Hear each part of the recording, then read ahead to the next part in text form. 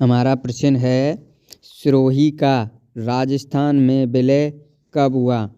Option A 26 जनवरी 1950 को, option B 1 नवंबर 1956 को, option C 18 मार्च 1948 को, ऑप्शन डी 13 मार्च 1948 को। तो इसका सही जवाब ऑप्शन बी होगा, 1 नवंबर 1956 को सिरोही का राजस्थान में विलय हुआ। दोस्तों ये एक जो पूरा विलय हुआ था वो सिरोही का 1 नवंबर 1956 को हुआ था। जब एक ऑप्शन है 26 जनवरी 1950 को, तो 26 जनवरी 1950 को आबू देलवाड़ा तहसील को छोड़कर बाकी सिरोही का राजस्थान में विलय कर लिया गया था 26 जनवरी 1950 को। लेकिन 1 नवंबर 1956 को आबू देलवाड़ा तहसील को भी राजस्थान में मिला लिया गया, इसलिए संपूर्ण सिरोही का राजस्थान में विलय 1 नवंबर 1956 को हुआ। चलते हैं अपने आगे के प्रश्न पर। हमारा अगला प्रश्न है, संयुक्त राजस्थान का निर्माण कब हुआ? ऑप्शन ए 26 जनवरी 1950 को, ऑप्शन बी 18 अप्रैल 1948 को, ऑप्शन सी 15 मई 1949 को, ऑप्शन डी 25 मार्च 1948 को। तो इसका सही जवाब ऑप्शन बी होगा, 18 अप्रैल 1948 को। संयुक्त राजस्थान का निर्माण 18 अप्रैल 1948 को हुआ था।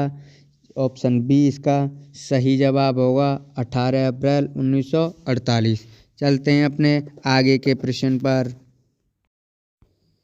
हमारा अगला प्रश्न है, कुंभलगढ़ दुर्ग के बादल महल में किस महाराणा का जन्म हुआ? ऑप्शन ए महाराणा प्रताप का, ऑप्शन बी पृथ्वीराज चौहान का, ऑप्शन सी महाराणा जगत सिंह का, ऑप्शन डी महाराणा सांगा का। तो इसका सही जवाब महाराणा प्रताप होगा।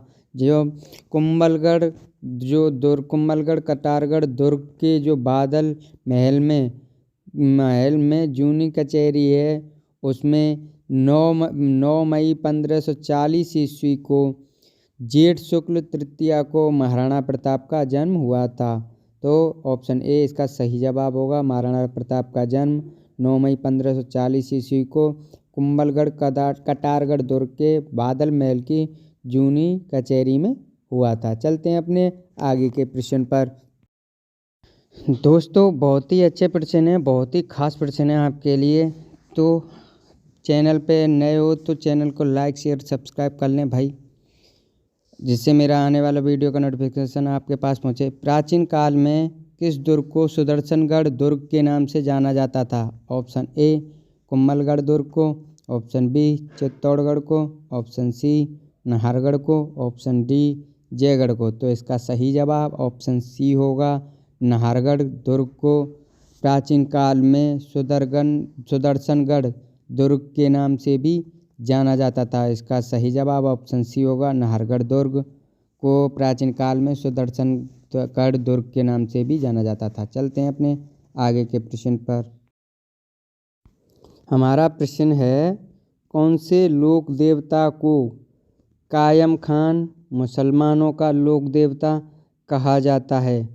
Option A Mehaji, option B Harbuji, option C Pabuji, option D Gogaji. तो इसका सही जवाब ऑप्शन डी होगा, गोगाजी को कायम खान मुसलमानों का लोक देवता कहा जाता है। दोस्तों गोगाजी की जो आकृति है, जो थान होता है वो मकबरे नुमा होता है। तो इसकी आकृति मकबरे नुमा की आकृति होती है। इस कारण इन्हें कायम खान मुसलमानों का लोक देवता कहा जाता है। चलते हैं अपने आगे के प्रश्न पर। दोस्तों हमारा प्रश्न है, खंडित प्रतिमा के रूप में किस देवी की पूजा की जाती है? ऑप्शन ए जीड़ माता, ऑप्शन बी शीतला माता, ऑप्शन सी चामुंडा माता, ऑप्शन डी कैला मैया। तो इसका सही जवाब क्या होगा? तो इसका सही जवाब ऑप्शन बी होगा, शीतला माता को खंडित प्रतिमा के रूप में पूजा की जाती है। शीतला माता का मतलब क्या शीतला माता का मंदिर कहाँ बना हुआ है? चाकसू जयपुर में इनका मेला लगता है। जो कब शीतला माता का मेला चाकसू जयपुर में कब लगता है? तो इनका मेला लगता है चैत्र कृष्ण अष्टमी को, इन्हें जिसे शीतला अष्टमी भी कहते हैं। तो चैत्र कृष्ण अष्टमी को शीतला अष्टमी भी कहा जाता है। शीतला माता का मंदिर चाकसू जयपुर में इनका मेला लगता है। इन्हें जो खंडित प्रतिमा की पूजा की जाती है वो शीतला माता की ही की जाती है। चलते हैं अपने आगे के प्रश्न पर।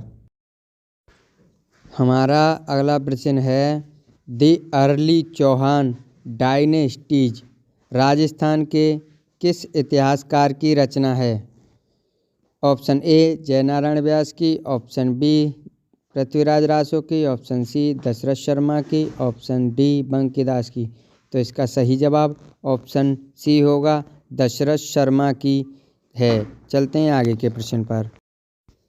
दोस्तों हमारा अगला प्रश्न है कि हम्मीर महाकाव्य में चौहानों को क्या बताया गया है? Option A Suryavanshi, option B Chandravanshi, option C ब्राह्मण, ऑप्शन डी यदुवंशी। तो इसका सही जवाब ऑप्शन ए होगा, सूर्यवंशी। हम्मीर महाकाव्य में चौहानों को सूर्यवंशी बताया गया है। सूर्यवंशी हम्मीर महाकाव्य की रचना किसने की?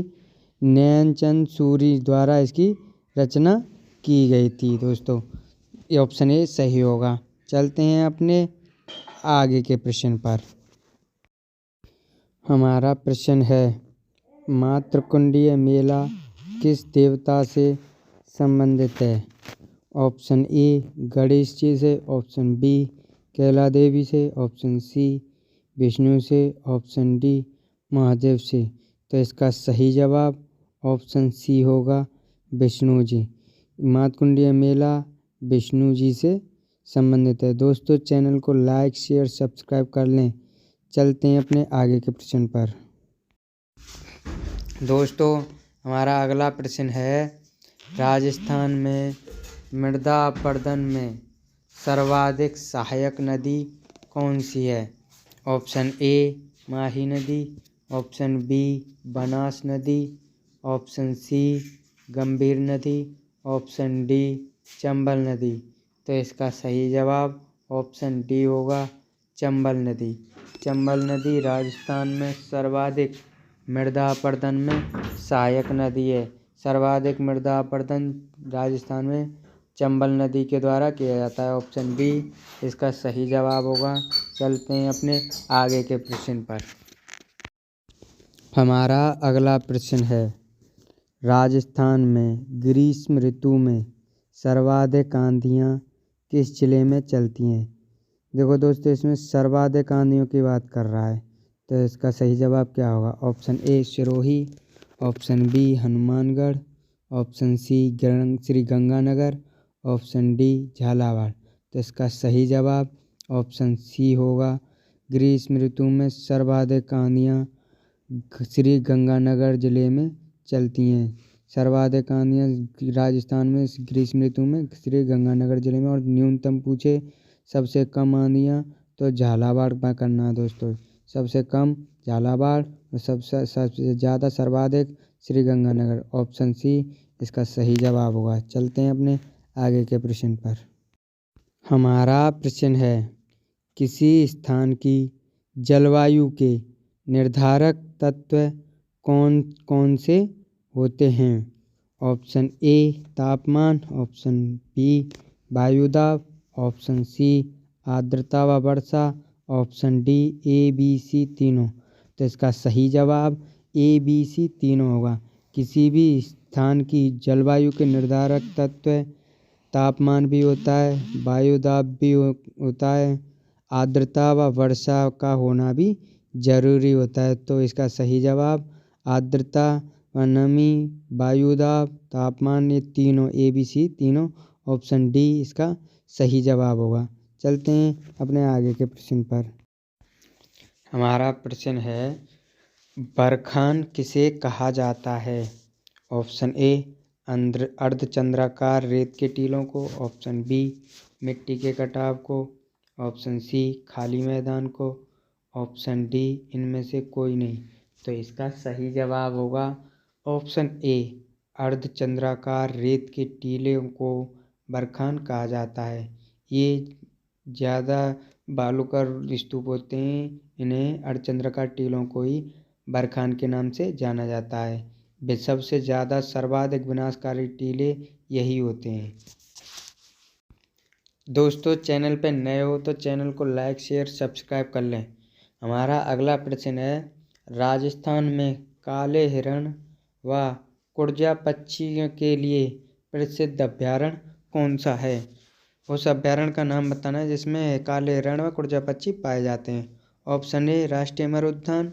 ऑप्शन बी, तालछापर अभयारण्य। ऑप्शन सी, सीता माता अभयारण्य। ऑप्शन डी, केवलादेव राष्ट्रीय उद्यान। तो इसका सही जवाब ऑप्शन बी होगा, तालछापर अभयारण्य। राजस्थान का तालछापर अभयारण्य में हिरण व काले हिरण और कुर्जा पक्षी के लिए प्रसिद्ध है। इसमें तालछापर अभयारण्य में काले हिरण पाए जाते हैं। चलते हैं अपने आगे के प्रश्न पर। हमारा अगला प्रश्न है, राजस्थान में सागवान वनों का एकमात्र अभयारण्य कौन सा है? जिसमें केवल सागवान वन पाए जाते हैं, एकमात्र अभयारण्य है, और राजस्थान में कौन सा है? ऑप्शन ए, तालछापर अभयारण्य। ऑप्शन बी, दर्रा अभयारण्य। ऑप्शन सी, सरिस्का अभयारण्य। ऑप्शन डी, सीता माता अभयारण्य। तो इसका सही जवाब ऑप्शन डी होगा, सीता माता अभयारण्य। सीता माता अभयारण्य जो कि प्रतापगढ़ में है। राजस्थान में सर्वाधिक सागवान वन एकमात्र अभयारण्य इसी में सागवान वन पाए जाते हैं। ऑप्शन डी, सीता माता अभयारण्य प्रतापगढ़ में। यहाँ पर उड़न गिलहरियाँ पाई जाती हैं और उड़न गिलहरी पाई जाती है और इसे शीतल भूमि के नाम से भी जाना जाता है। चलते हैं आगे के प्रश्न। दोस्तों, हमारा अगला प्रश्न है, माउंट आबू सिरोही किसके लिए प्रसिद्ध अभयारण्य है? उसकी क्या मुख्य विशेषता है जिसके लिए यह प्रसिद्ध है? ऑप्शन ए, घड़ियाल के लिए। ऑप्शन बी, शुतुरमुर्ग के लिए। ऑप्शन सी, जंगली मुर्ग के लिए। ऑप्शन डी, टाइगर के लिए। तो इसका सही जवाब ऑप्शन सी होगा, जंगली मुर्गे के लिए। माउंट आबू सिरोही में जंगली मुर्गे सर्वाधिक पाए जाते हैं। इसकी यही प्रमुख विशेषता है, जंगली मुर्गे। ऑप्शन सी इसका सही जवाब होगा। चलते हैं आगे के प्रश्न पर। हमारा अगला प्रश्न है, राजस्थान में खारे पानी की झीलें सर्वाधिक किस जिले में पाई जाती हैं? उस जिले का नाम बताना है जिस जिले में सर्वाधिक खारी झीलें पाई जाती हैं। ऑप्शन ए, बीकानेर जिले में। ऑप्शन बी, नागौर जिले में। ऑप्शन सी, जैसलमेर जिले में। ऑप्शन डी, धौलपुर में। तो इसका सही जवाब ऑप्शन बी होगा, नागौर जिले में। राजस्थान का नागौर जिला ऐसा जिला है जिसमें सर्वाधिक खारे पानी की झीलें पाई जाती हैं। चलते हैं अपने आगे के प्रश्न पर। हमारा अगला प्रश्न है, मराठों के विरुद्ध हुरड़ा सम्मेलन की रूपरेखा मेवाड़ के किस शासक ने तैयार की? Option A, Maharana Pratap. Option B, Amar Singh. Option C, Uday Singh. Option D, Sangram Singh द्वितीय। तो इसका सही जवाब ऑप्शन डी होगा, संग्राम सिंह द्वितीय ने हुरड़ा सम्मेलन की रूपरेखा तैयार की। हुरड़ा सम्मेलन 17 जुलाई 1734 को हुआ था। दोस्तों, वीडियो अच्छा लगे तो लाइक शेयर और सब्सक्राइब करें। धन्यवाद। मिलते हैं अगले वीडियो में।